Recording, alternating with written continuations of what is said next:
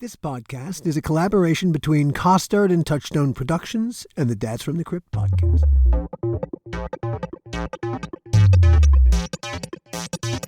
Hello, everybody. My name is Alan Katz. And I'm Gil Adler. And we'd like to welcome you to another episode of the How Not to Make a Movie podcast. Today's episode is called Dirty Laundry. You know, if you really want to know what's happening on a film or TV set, the last people you should come talking to is Gil or me. We know fuck all about what is happening on a movie or TV set at any particular time. The people you really want to talk to are the pretties. Hair and makeup and wardrobe. Today's guest was one of our wardrobe people on Tales from the Crypt. Randall Thropp has a whole history unto himself. Right now, he works for Paramount. He's been in charge of their incredible wardrobe collection for 20 years. It is a dream job for someone like Randall, who's a movie lover, and is also, you know, he's great at wardrobe. And just think, a lot of it just started because working on Tales from the Crypt with us. Oh, gosh, yes. Oh. And even before. I think, Alan, you knew him way before. We are going to talk about our history, because I've known Randall 40 years. God, I'm 63, 40, 40 years. That's shocking. That's shocking. Hey, without any further ado. That's how you make an entrance. That's how you make an entrance. So, we were just saying that actually you and I have known each other. All right, it's got to be 1979. Yeah. 1979. Boy, I don't think I have enough fingers and toes. Easily 1979. Yep. You figured out how many years that well, didn't Jerry brought you guys were at Vassar and Jerry brought you down to the house in Bronxville. Yeah. Now, and I don't know what the event was, but there was just like, it was a weekend, I guess. It was just. Well, I mean, all right. So I went to Vassar, and among my friends at Vassar was a young woman named Allison Shooker. Now a woman, and Allison lived in Bronxville, and her family, she had a younger sister, Franny, her mom and her dad. They also had someone who lived in this massive house atop a hill in Bronxville, New York. Yeah. Randall lived in the attic, but it was it wasn't the attic. It was a third floor. It wasn't the attic. I said, don't make me sound like David Copperfield or something. No, what's that? There's a movie with David Attenborough, the Bliss of Mrs. Blossom. Yeah, no, I was not living in the attic. I had a very large, very nice bedroom on the third floor. It was massive. No, this was you could have held an NFL game in that attic. I think that we had almost 30 rooms in the whole big house. It was people lived in it.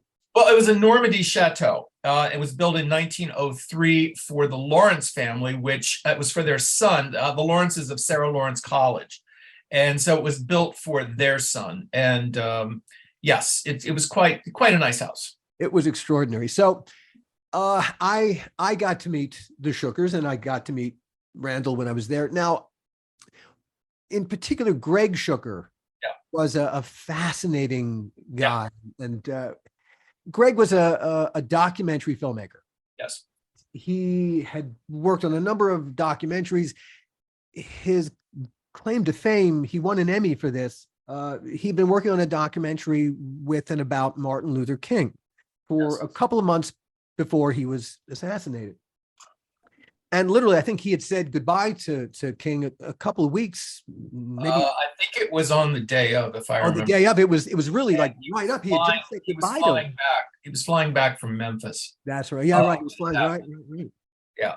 And that was my understanding. But yes, but you know, it's interesting on IMDb, his credits are not all on there. And, you know, he won for the chair. He won the Grand Prix at Cannes. And also he won the Emmy. He won Venice Film Festival. awards, and none of that is on IMDb. There's only, I think, 4 or 5 credits on there, but they don't even mention the Martin Luther King documentary. Wow. And he won an Emmy for that. I mean, so after and then King dies, and suddenly he was thrown into an editing room and put this everything. And he also narrated it. He was the narrator. I mean, Greg was not only a writer, he was a producer, he was a cinematographer. I mean, he really was a well-rounded guy and very knowledgeable on film history, that sort of thing. He started, I'll tell you, he did start, he was, I think it was in the mid-1950s, he was with a group of students who went to the Soviet Union, which was during the height of the Cold War. And he photographed a lot of stuff in the Soviet Union, and then Life magazine picked that up, and he was hired not long after that at Life as a correspondent. And he was with Life magazine, and during, I forget which project he was working on, where he met Robert Drew from Drew Associates.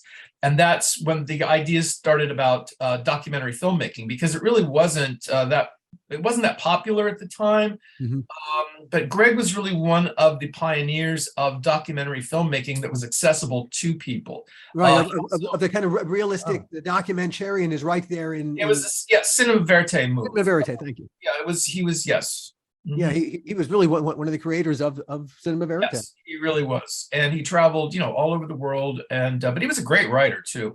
But my takeaway, Greg and I were very close. I mean, he was like a second dad, and he never really stopped working, even though he wasn't working. He was always reading. He was a voracious reader, and he read books, and he was always trying to figure out what could be sold or purchased and turned into a script, a screenplay, da da da da.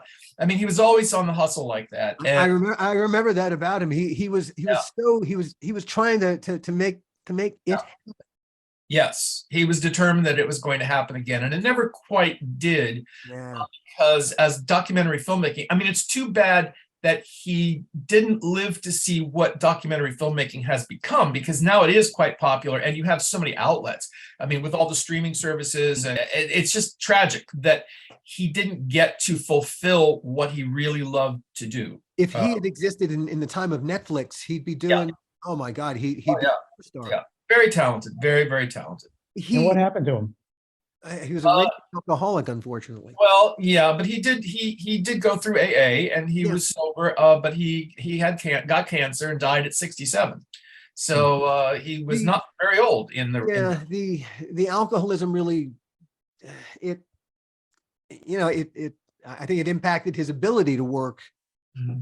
But it was, he had all this talent, and he should have been. It wasn't his fault. It's just the world did not recognize the incredible, the incredible content provider is what we would call him today. That he was. Now, for me, when I was taken into the under the wing of this family, this little Jewish kid from Baltimore, being taken in by this WASP family in the middle of Bronxville, New York. It was we weren't exactly your typical WASP family. No. But from my perspective, this is completely foreign. This might as well be Mars, and you might as well all be Martians. But it was fascinating. I was enthralled, intrigued with the world. But Greg, he was so generous, and his passion for filmmaking got underneath my skin. I loved movies. I loved old movies, but Greg infused. He was a filmmaker. Yeah, and he was the first guy who said, there's this movie called Don't Look Now, and you should catch this. And he made me sit down and watch Don't Look Now, and that opened my eyes, because Greg who said, now look at the color red and water and motif and theme and just the way that the filmmaker had used so many bits and pieces of the filmmaker's art to create this feeling of dread. Oh yeah. Yeah. Such artistry. And I just watched it the other night. It was on Turner Classic Movies. And it still, for my money, has the best sex scene between mainstream actors of any movie in the entirety of world cinema, bar none. And watching it again, I'm even more convinced. It is so good. First of all, it's so intimate. you get a feeling that, you know, that the rumors, the stories might indeed be true, that they really did consummate there on the set, but it's the clever intercutting. Yeah. They're having sex, and you feel like it's the sex for the first time since their little girl died, and they're getting it. He intercuts that with them getting ready to go out to dinner afterwards, and it just gives it a feeling of passion, and yet the ordinariness of life. Yeah. Well, I mean, that's the one thing, you know, Greg and I went to the movies a lot, and we would go into the city, and, you know, we remember the little Carnegie Theater. We would, Oh, sure. you know, it's like we would see these great movies, but he had such a passion for it. But the one thing I learned from Greg was, we're not going in if the film has started. No, So we would not go in if the credits had started rolling, or if the preview said, no. You go in, and also you sat through all of the credits. Oh, gosh, yes. All the credits. So yes, I read a lot of credits and became familiar with a lot of names. But I mean, again, living in Bronxville with that neighborhood, I mean, Brendan Gill was one of our neighbors, for heaven's sakes. Oh my God, I didn't even know that. Oh yeah, no, yeah, they lived just down the hill there. But there was always people there. People, you know, the most interesting people in the neighborhood. It was really, it's hard to describe it. You know, as a kid, you know, I'd come in from Ohio. Yeah, you know, yeah. I'm like, whoa, this is something different. But like you, it's like, you know, but it wasn't your typical, you know, we weren't sitting around eating white bread and mayonnaise all day. Come on. No, absolutely true. Now, some of the best of all the times, they had a sun porch. And again, this was a house on a hill, and the sun porch had a lovely view of the whole neighborhood. And we'd have dinner out on the sun porch. And the conversation, Greg was still drinking then, and the wine was always remarkable. Almaden jug wine. It's amazing, you know, because I'm a kid from Yonkers, which is the next town over. You know, and I knew nothing about Sarah Lawrence or Sarah Lawrence College or the Lawrences until I started looking for colleges. I mean, I grew up in Yonkers my entire life and knew nothing about this. There might as well have been a wall at the border. Yeah. So so the main building at Sarah Lawrence is Westlands, Westlands was the name of the estate that the Lawrences had. And so when they built the house on Sunset that I was living in, that was built for Arthur Lawrence, and it was on the hilltop. And from my bedroom windows, you could see Westlands on a like a winter day when the trees weren't out. That was the idea, was that you could see their houses from different points of view. So yeah, that was it. Yeah. So anyway, so I wanted to have a brief conversation about Greg, because he was really, he deserves to be remembered more than he is. Really talented man. Yeah. So he was a great influence. So Randall and I have known each other forever. And eventually, Randall, while you were still in New York, before you came out here, you were involved in a very cool show called Tony and Tina's Wedding. Yeah, I was one of the collaborators, not one of the original creators, but one of the collaborators on Tony and Tina's Wedding, which at the time was the most successful off-Broadway show outside of the Fantastics or something. I mean, we ran because it was the touring companies and all of that. Sure. And that's what brought me to Los Angeles. Was I was in the original, because I was not only had I done the production design for the show, because it had to be a hands-on environment, so everything had to look real. So you went to Vinnie Black's Coliseum, which was supposed to be like an Italian wedding establishment, and it had to look real, absolutely real. And so that was my job. But also they had me in the show as an actor. I played one of the caterers named Vlasic, who was Russian. And because I was roaming the room and just monitoring when people would start to take things, we had a lot of people that, you know, just wanted to lift things and take them home as souvenirs. And so, you know, and so Vlasic was kind of the hall monitor for walking around. So that was my character. And then what we brought it out to, I also I was the photographer for a while. And did I do so? I don't care. Anyway, then we came to Los Angeles. The original company came to Los Angeles, and we opened the show at the Park Plaza Hotel downtown there on MacArthur Park, which was really interesting. And then I guess, I don't know. I just didn't know what I was going to do. I just decided to go back to New York, and because I had a great apartment in Brooklyn, beautiful 3-bedroom floor through. And I'm like, I'm not giving this up, but Where was your last apartment in Brooklyn? it was on 5th Street between 7th and 8th, Uh-huh. right on a block from the park. For a space of time, Randall and Allison Shooker and I, we Yeah, shared. we had that house in Cobble Hill. Yeah, we shared a carriage house in Cobble Hill, Yeah. and that was that patch of time was so much fun. There was a tar beach up on the roof, and we threw the Brooklyn Bridge had its birthday party, We threw a lot of parties. Such a great party, our Brooklyn Bridge tar beach party. That was so much fun. Remember the Tupperware party with the Jim Jones punch? Oh, the Tupperware party was hilarious. That was so much fun. You talked a Tupperware lady to drive all the way down from White Plains to Brooklyn, to Cobble Hill, Brooklyn, and bring all this Tupperware. And we made that Jim Jones punch, and people got hammered. And they bought. She said, "I've never sold so much Tupperware in my life." And we were not like she was from White Plains. She Yeah, was came down all the way from White Plains. Yeah. Yeah, and we were, it was a bunch of theatrical creatives, in Cobble Hill, Brooklyn. And she walked in the room and thought, I've wasted my time. No one here is buying shit, and we're weirdos.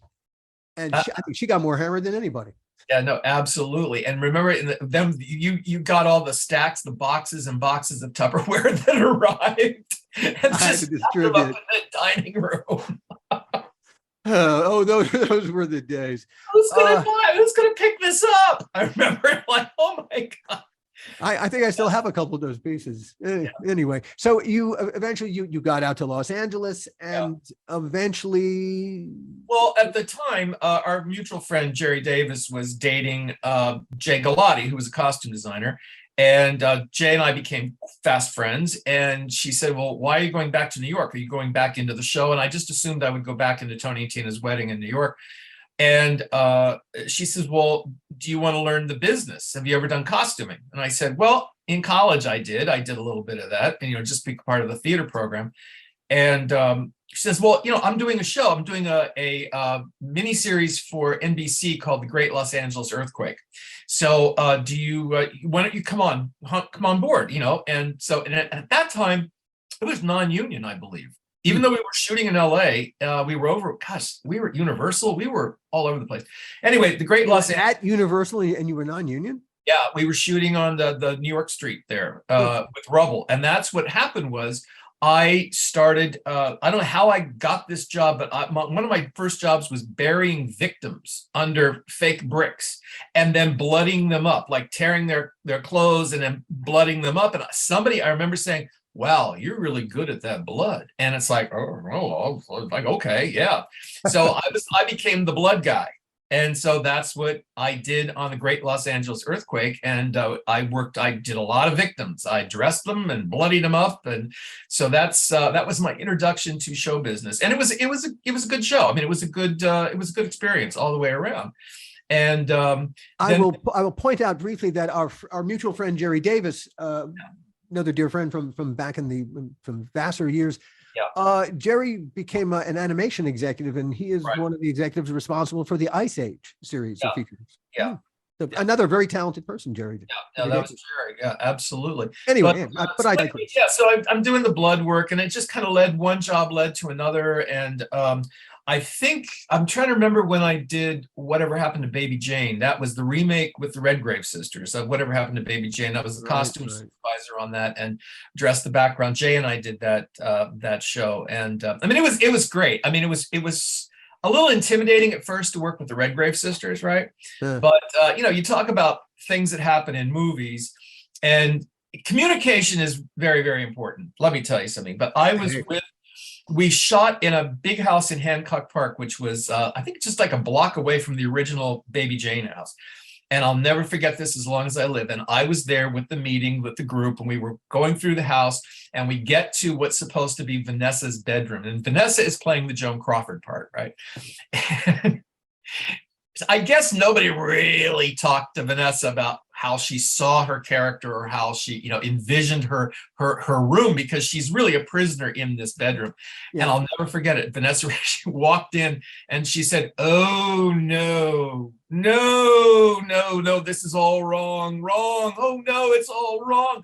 And the set decorator, I felt so bad for, had purchased thousands of dollars of vintage wallpaper Oh, and had done it's a huge bedroom, had done the entire bedroom with this wallpaper and this furniture, which was kind of a throwback to the original film, not to what her concept of her character was. And I'll never forget this. And she said, "Oh no, I'm going to call David." And she went out into the hallway and she called David Hockney and got a painting. She wanted one of the swimming pool paintings in her bedroom on the wall. And that's what David. I'm going to call David. And she called David Hockney and got a painting sent over. So anyway, they had to redo the whole room to match what her whole concept of her character. Now, Lynn was a delight to work with, absolute delight. I loved her. She was like one of the coolest people I've ever worked with. And I really enjoyed every minute with her. She's terrific. But, I hope that painting after the production wound up somehow in your bedroom or living room. No, sorry, did not. It was huge. It was a big painting. It was not a little painting. It was a big painting. But no, it was a great. That was a great experience. And I think from there is when then I got involved with Tales. Yeah, I think, was it season 4 that you came aboard? I think it might have been. I know that we did the episode. One of the episodes was with Henry Gibson. Would that have been Henry Tom Gibson? Hanks's, yes, season 4. That was with Tom Hanks. Tom Hanks. We were at that big house, like what, in Calabasas or something. We were shooting it way out somewhere. Yes, I think that was the first season. Yeah. And I mean, you know, I've talked about it in the past, you know, what a great experience it was. It was, you know, truly fantastic, you know. And but, you know, I mean, again, this episode is called Dirty Laundry. I'm trying to think of, you know, what dirty laundry. I mean, you know, there was an actor who was a lead in one of these shows who did leave me a treat when I went to clean up his area. It's, you know, if laundry is a very intimate thing. It's a very intimate thing. It tells a story that sometimes you don't intend to tell to other people. Well, you know, for the most part, the actors that we did hire on the show, the three, you know, because there were always 3 principals for every episode. Then it was background, more or less, right? And so they were all really great. But you could tell the actors who had been trained or had worked in theater, because when you went into their trailer, you went into their dressing room, everything was hung up. And the ones that just came from, you know, television or, you know, their stuff was just laying all over the floor. There was no rhyme or reason to it. You had to pick up their sweaty old socks and shoes, and it's like, you know, but, you know, it's just part of the job. It is part of the job. But now I remember what Gil, I'm trying to remember what episode it would have been on. It was because this is when I was supervising then, and you wanted me to talk somebody into doing full nudity. And you said, "Oh, why don't you go in because you're a diplomat. You're the diplomat." And I'm like, "Well, how did I get up? What do I have a part that says I'm a diplomat? No." And so, but I had to do that several times. And you had to talk people into doing nudity for us. Yeah, can I say what one of the episodes? And I'm trying to remember which it was. It was. Can I say who it was? Sure. It was. I think this was Bill Malone's episode, and it was with Sherry Rose. Oh, sure. Peter Honorati. Oh, it's a great episode. Only Skin Deep. Yeah. Okay. So, great episode. And I think that, and I forget whether Gil came to me or somebody came to me. It may have been Bill saying, "Do you think that they would do this nude?" And I said, "Well," and so I went into Sherry and I said, "Hey, Sherry, by the way, Peter said he will do this nude if you will do it nude." And she said, oh, okay. So then I go to Peter and I said, "Hey, Peter, Sherry will do this nude if you do nude." And so I remember we had a robe standing by. Yes, I'll be right there with you with the robe and all of that. But yeah, I had to do that several times. And then there was the time with the poor kid. He was like a young guy.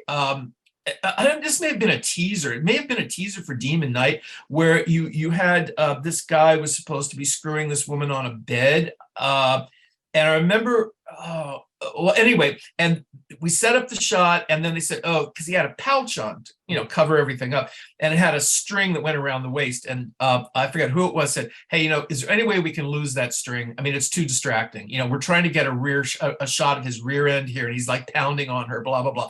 So I had to take this kid back to the trailer. Now, this was not like, this kid was not a seasoned professional, put it that way. But I take him back to the trailer and I explain what they want. And I felt so bad for him because he was kind of hairy down there. And so I had to take the pouch, and it was kind of like a thong type thing. Had to cut that off, just get the pouch. And then I had to put Topstick all over his crotch. Now, for anybody who doesn't know what Topstick is, it's toupee tape. And that's what you lock a toupee onto your head with.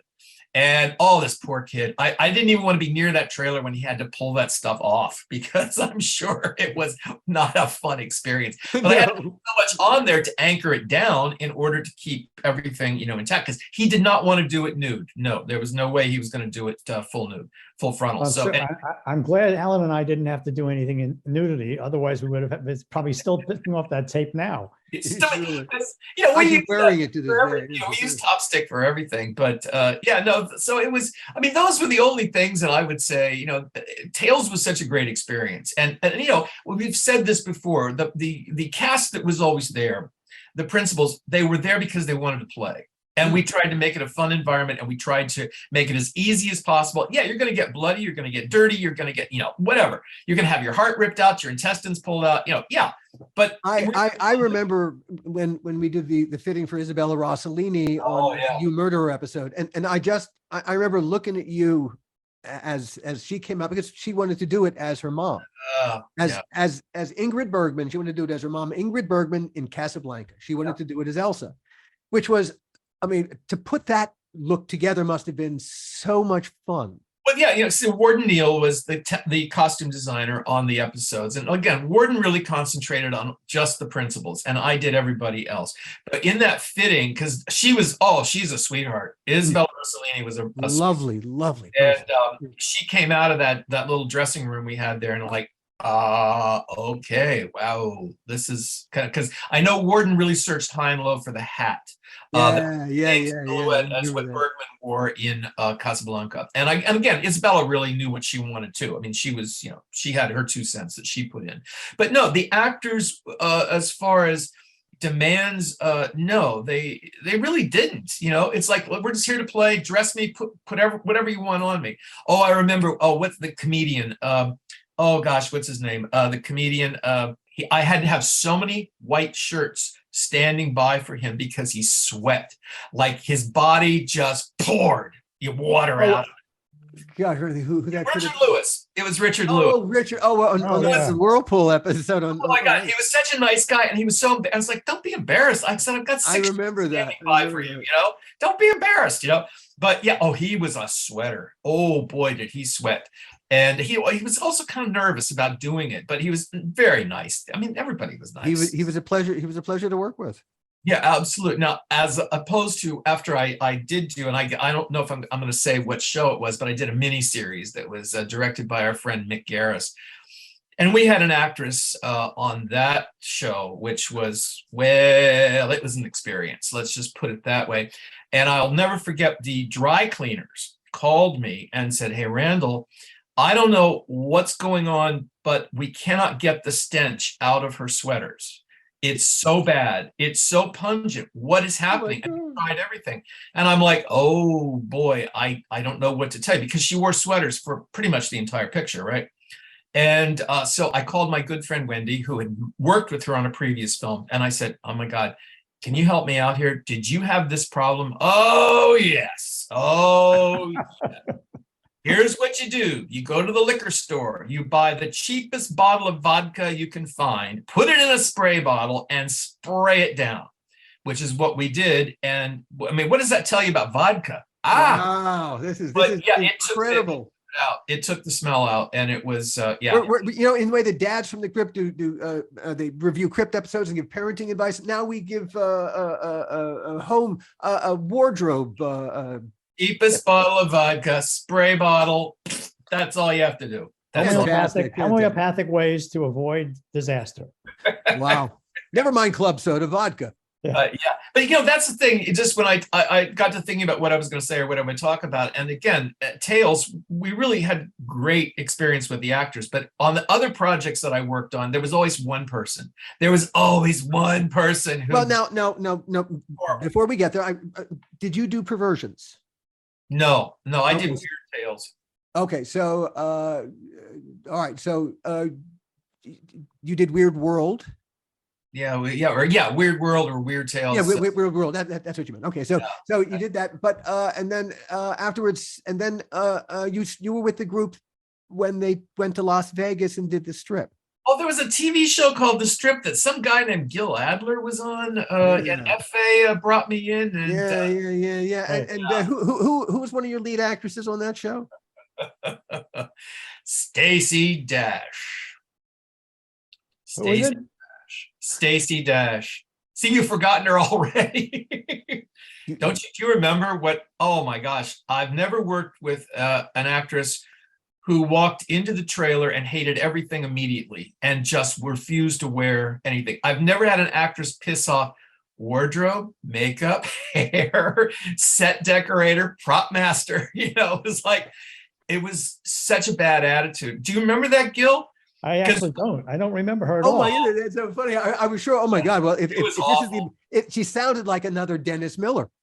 Yeah, very close. Very, very, very close. Actually, maybe a little nastier, really, and truthfully. She really had quite the attitude, and we were all like, wait a minute, we've all been getting along and having a good time here, and then you're introduced as one of the lead characters, and you refuse to wear the stuff that was bought for you. And we're not it wasn't a high budget TV show at all, not at all. And so we were trying to make do, and it's like, little things like shoes. I won't wear those shoes. No, I'm not.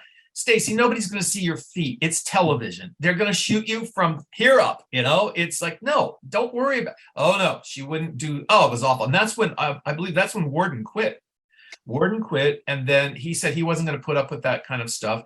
And then we brought Julie Carnahan in to continue on the show, which Julie and I then because we'd worked together before and got along great. And but yes, and mercifully, remember the show got canceled after 9 episodes. Yeah. That was an experience. I had never really run into anybody that difficult. The only person I remember from that show is the God, what's his name? He's no longer with us. Italian. Joe Vitarelli? Yeah, Joe Vitarelli. Joe Vitarelli, yeah. Joe was great. Oh, he was a hoot. That guy, I mean, he was what you see is what you got. Oh, yeah. He was not that's him.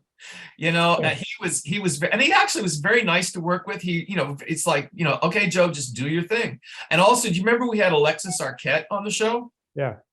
Had Alexis Arquette on the show, and that was the first time I think a trans person was in a lead part. Yeah. If I remember right. Yeah, I think so. Well, yeah. Really, just a real quick story about Joe is one day he comes into my office and he sits down and he goes, "So we have to talk." And I'm like, "Oh God, what happened? What?" He goes, "So I know you made this deal and we're all staying at Caesars. I don't want to stay at Caesars. I don't stay in Caesars. I stay down the block at, I forgot what it was called, Circus or something like that." Oh, Circus. which was totally a mob place from, in the 50s and 60s. So I go, "But Joe, it's brand new. This is a brand new facility. And we made," and he comes over to the desk. He gets up and comes over to the desk, leans over and he goes, "Gil, I'm not sure you understand what I'm saying to you. My friends are over there. And in fact, my friends want you and your wife to come over for a nice steak dinner. But I need to stay there. So you need to call them and just make arrangements for me to stay there. Do you understand what I'm saying to you?" And then all of a sudden, the light bulb went off and I went, oh, okay, yeah. Is there a waste management company you'd like us to use too? Right. So I make the deal, right? Joe moves into the other place, calls me up one day and he goes, "So the guys want to have you over and your wife for dinner." And I go, "Well, I'm really busy. We're working along." He goes, No. We're doing this on the weekend, whenever you can make it. So I go, "Oh, okay." So my wife and I go over there for dinner. And it was like out of the casino, the movie. Yep. It's a round table. It's all wood, old wood. And Jeannie and I are sitting at the table with Joe. And is it a checkered tablecloth at least? Oh, yeah. And with 4 or 5 guys. And I'm sitting there, and as I'm looking around the table, I'm thinking, I'm in a movie about the mafia. One looks more like a mafia killer than the other one. I'm thinking, am I going to make it out of here with just a steak, or is the steak knife going to be in me? And it was so much. We had such a great time with them. And then we left, and they were always inviting us over. And I was always saying, no, I can't do it. But we had such a great time. We'll have to do it again. But we never did. But Joe turned out to be the best. Oh yeah, no, he was great. But I think it was the Stardust, because I do remember him. The Stardust, yes.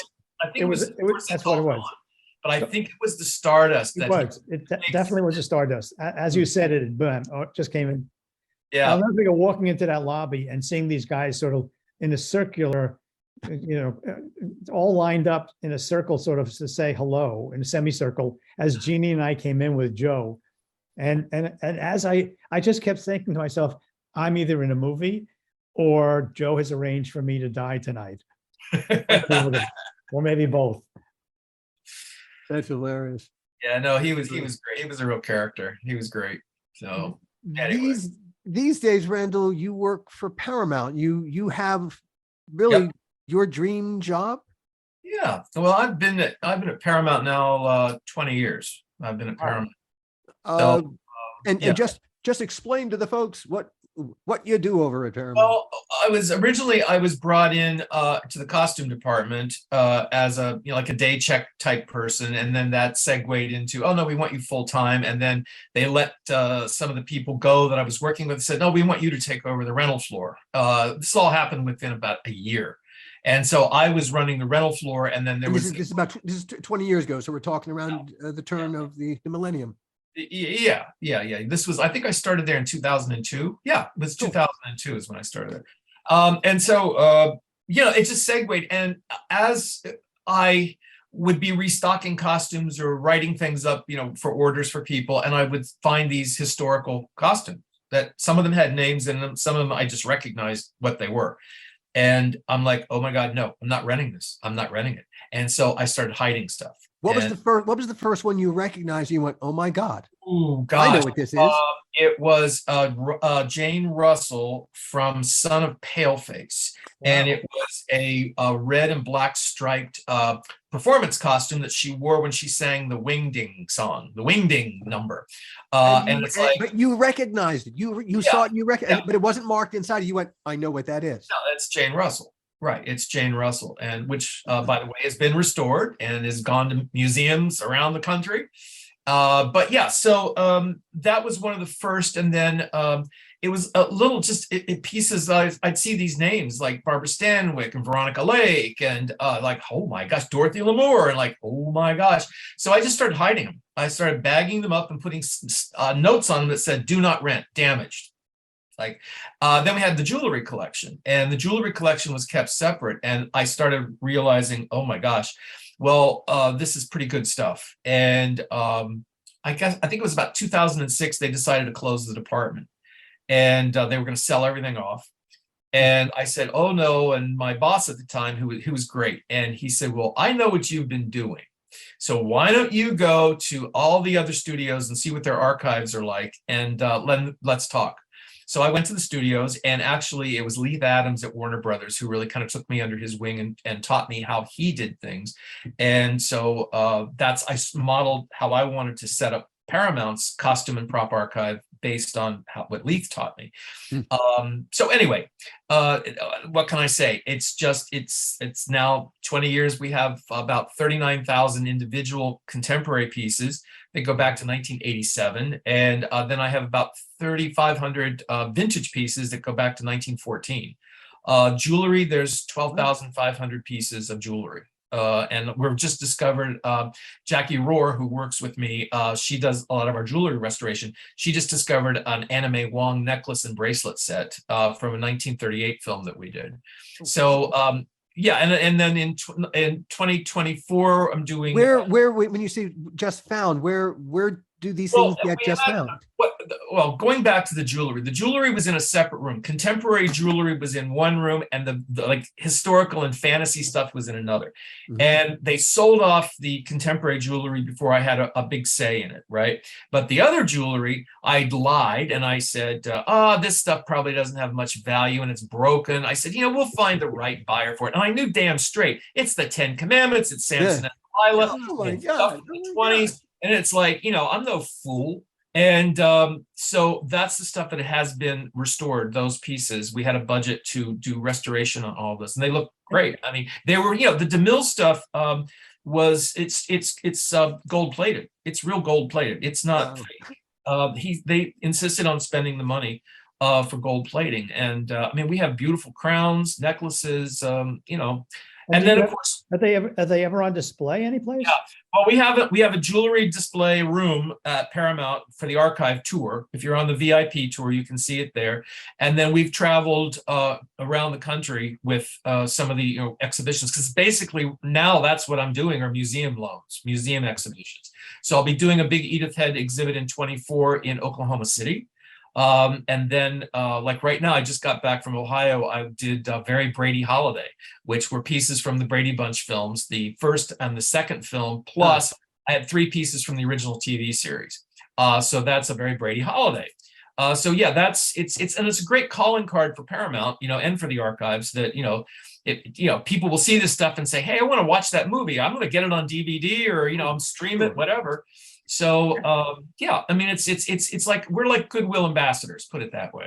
Have you ever thought about writing an accompanying book about the history of some of these items? Oh, yeah, people have asked me about that, and what I find I would read that. I would love to read that because well, yeah, I mean, what was more interesting to me is when I started discovering this stuff was what poor condition so much of the stuff was in, and I photographed a lot of the stuff in its deteriorating state, which was interesting, to look at. And now the bulk of that stuff has been restored, and it can be displayed. And we have a person who does all of our restoration work for us, and she's really great and understands the nature of this fabric and what it takes, because we don't allow any of these pieces to be worn again, but they can go on a dress form or a mannequin.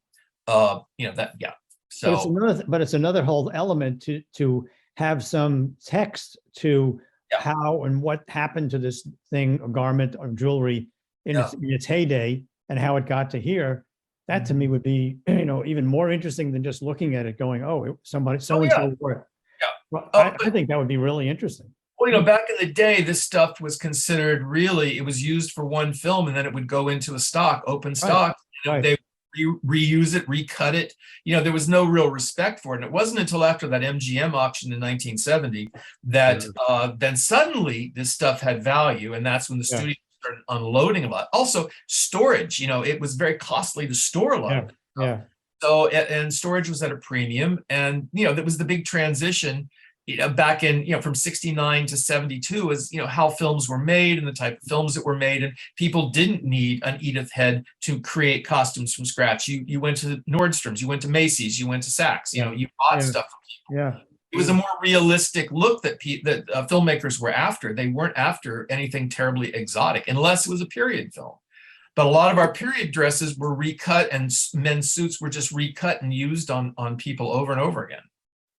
Yeah, but even more interesting about, that history of when it wasn't that way, when it was really just taken and basically thrown back into the closet to be reused someplace, and realizing later on, oh my God, those are the shoes that so-and-so wore, or these are the slippers. The ruby slippers. Yeah. That seems to me like a really interesting. It is fascinating. It really is. It's a fascinating piece of our history and the ephemera of Hollywood. Well, the art form, movie making, is a great universal storytelling form. It is it's the most potent thing in the world, the moving image. Yeah, I remember when I first came out to LA in the early 70s, MGM was auctioning off that third lot, and I got onto that lot before they sold it, because that was where the house was from Gone with the Wind, and Hardy Boy house was there. And You know, you would just, nobody cared. Nobody, there was no security or anything. You just walked around there. And now today it's all condos. Everything is gone and it's all condos. Yeah. And you can't. How did Joni Mitchell put it? You paved paradise and put up a parking lot? Right. Yeah.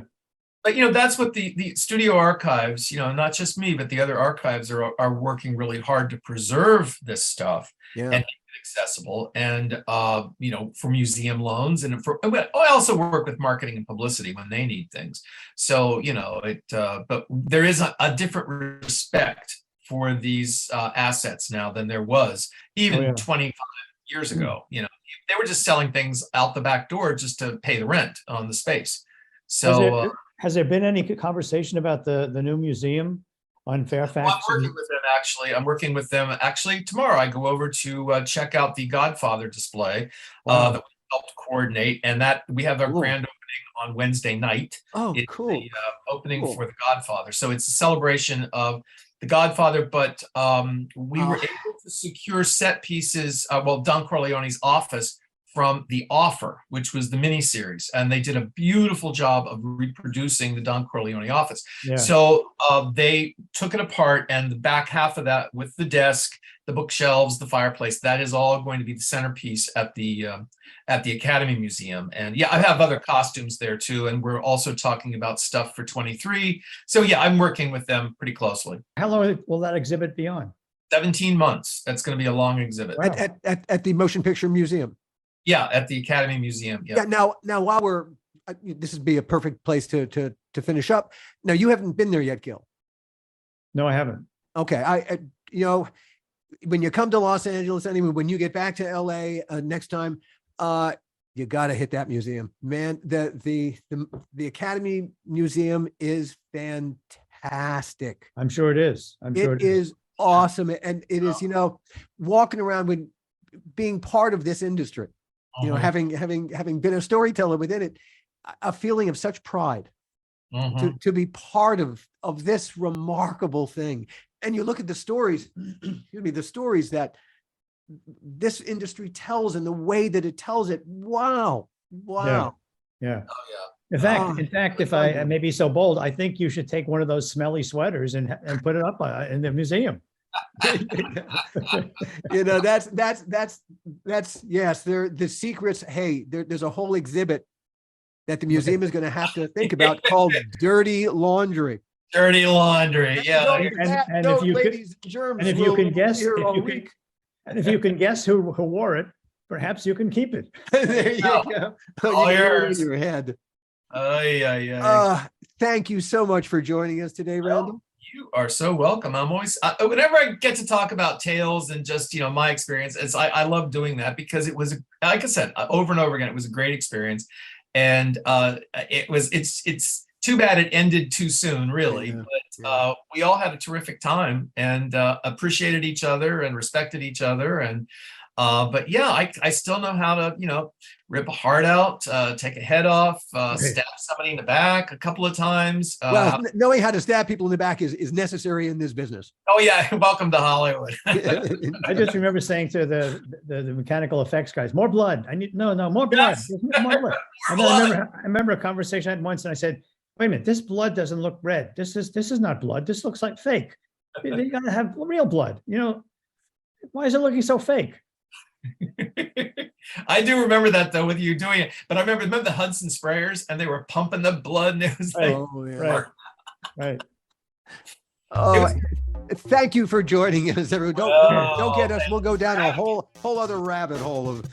And thanks for saying such nice things about tales, because it never gets old for either of us. We just have a really soft spot in our careers for tales and what it did for us and the people we met and worked with. So thanks so much.